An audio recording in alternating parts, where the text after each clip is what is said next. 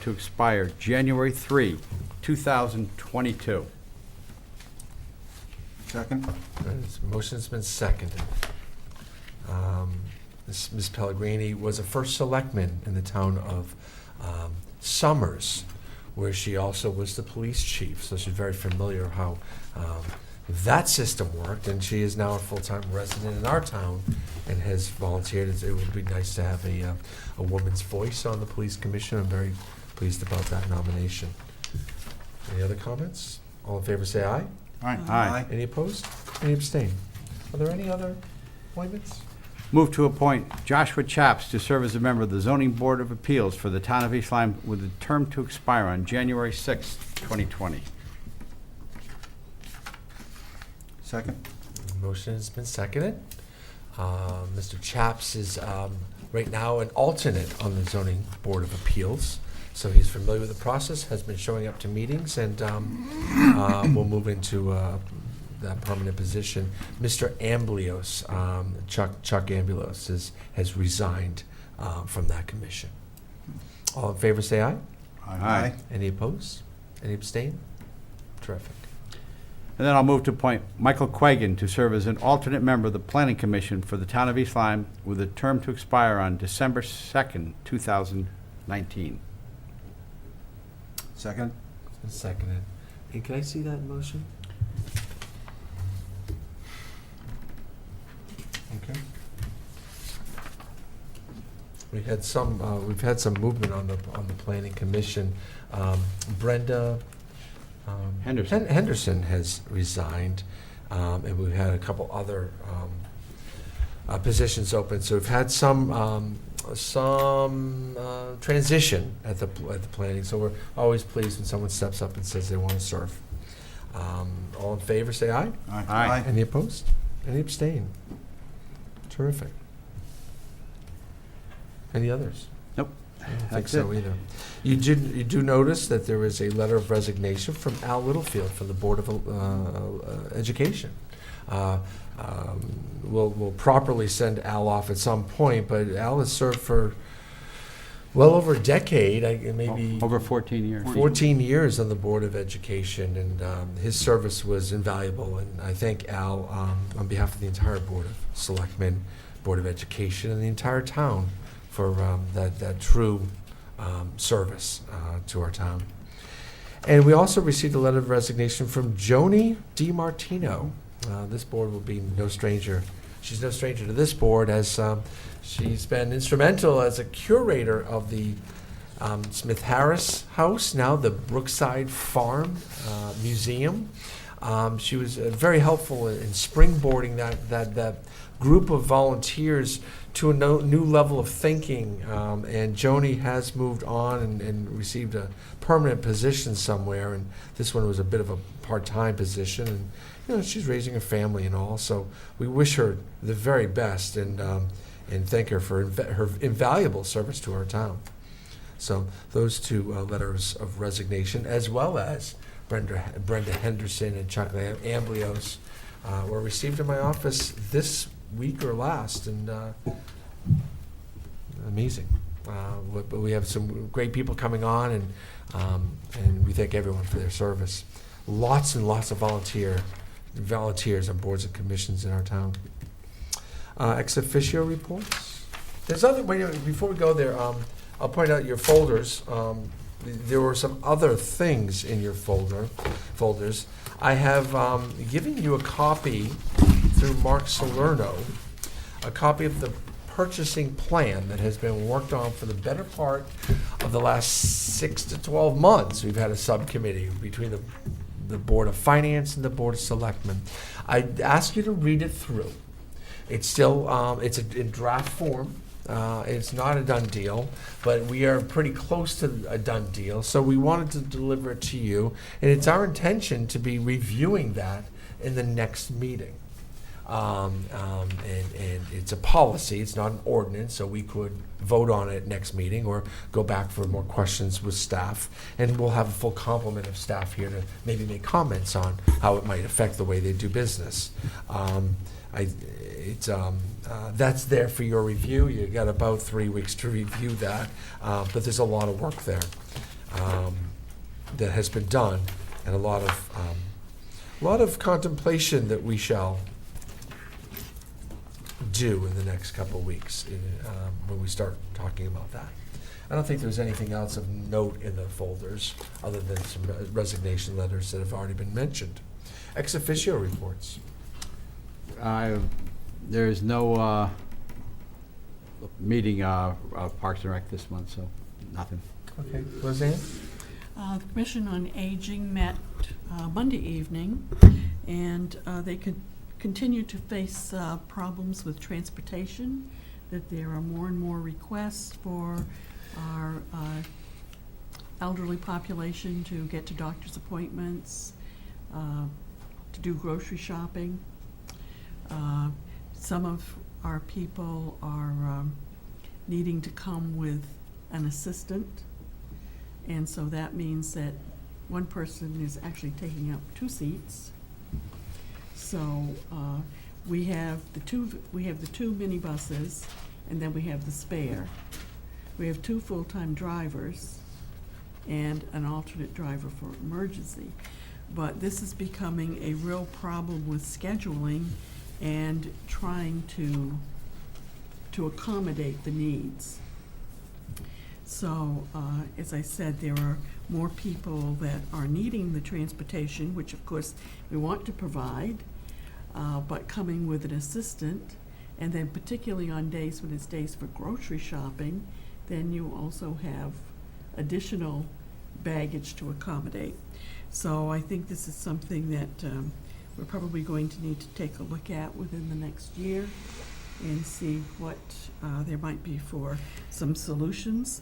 The van the minibus that's being used for an alternate is getting older. Yeah. We may be eligible in a couple of years for another grant Yeah. from the state that we could replace that vehicle, but then the vehicle isn't any good without a driver.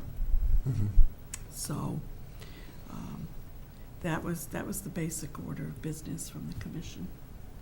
I want to say a joke with Kathy Wilson, the director down there, but it's no joke. She runs a transportation company. Yes.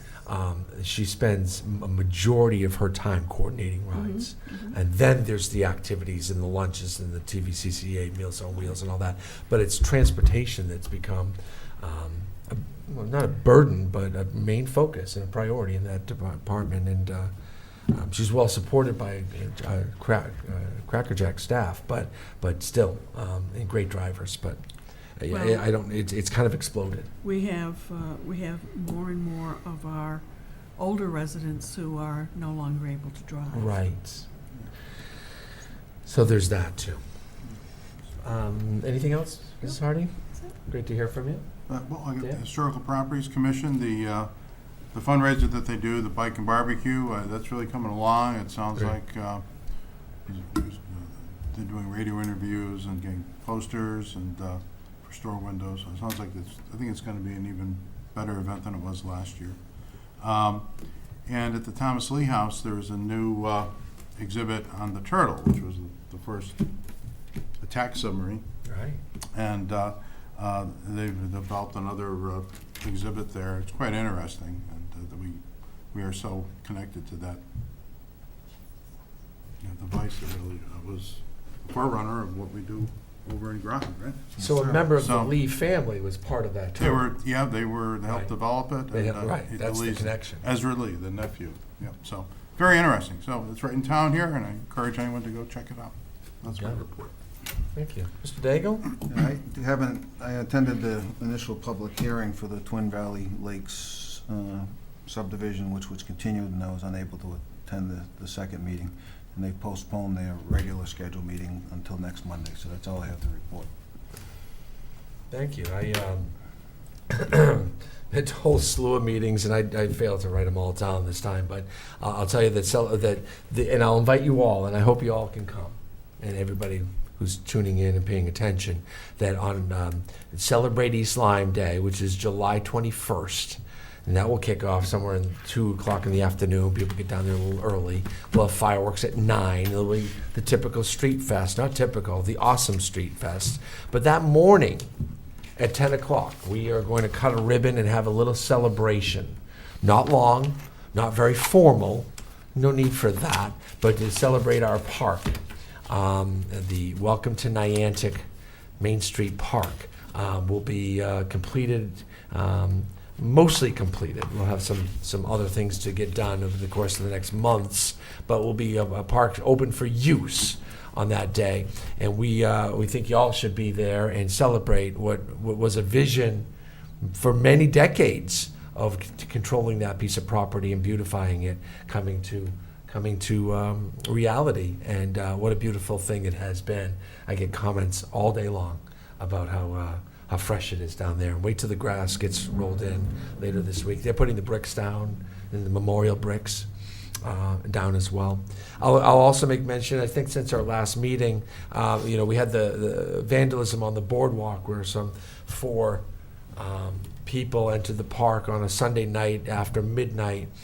We know that to be truth. And tossed 4 of the memorial benches that were dedicated to family members who have passed and cherished memories. They threw those over the rails. And while that's disturbing, we have a reward for anybody who can give us any tips on who may have been the culprits. A reward of $2,000 has been raised too. So if anyone out there knows anything, please let's make the wrong right, and please let myself know, or you can use the anonymous tips line. There's a Tips 411 app on your phone that you can download it, and it would go to the East Lyme Police Station, and we wouldn't know who you are, but you can anonymously do that. But if you want to collect the $2,000, give the police a call as well.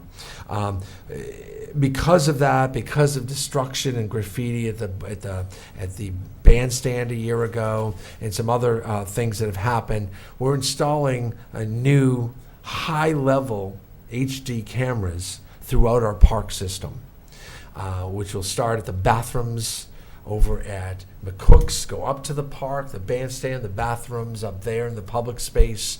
We'll also move it down to the beginning of both sides of the boardwalk, hole-in-the-wall beach, hole-in-the-wall parking lot, both parking lots, and the Cheney Park as well.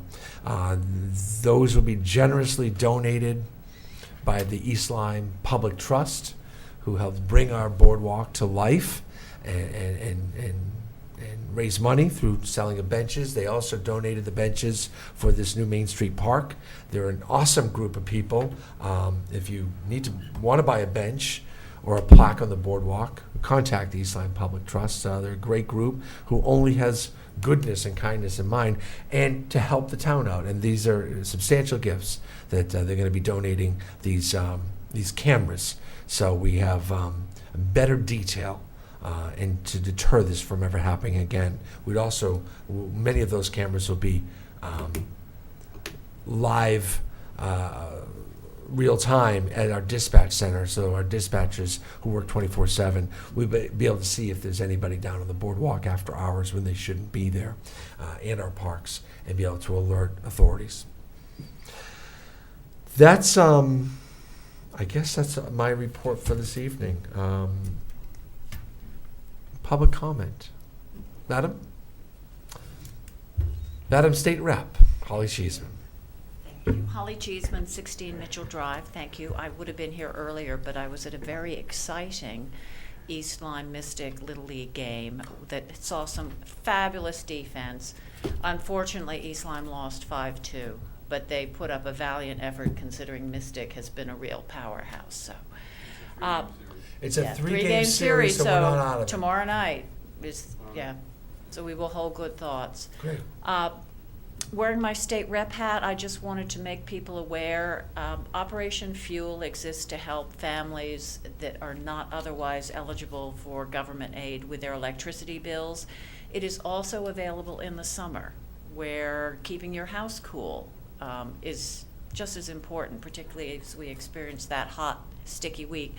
And you're eligible for up to $500 in emergency assistance if you're in danger of having your electricity turned off. So anyone who needs that help can call 211 and they'll be put in contact with the appropriate authorities.